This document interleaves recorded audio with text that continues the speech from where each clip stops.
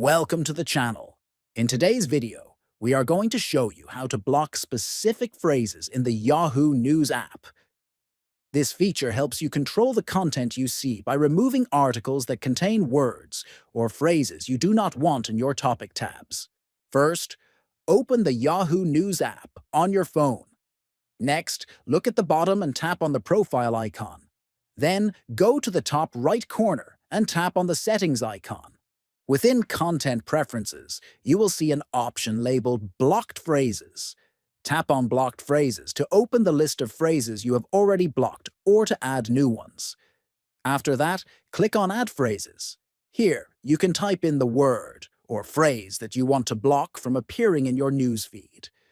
Make sure the phrase is entered correctly, as the app will only block articles that contain the exact words you enter. Finally, after entering the phrase, scroll down and click on Save at the bottom of the screen.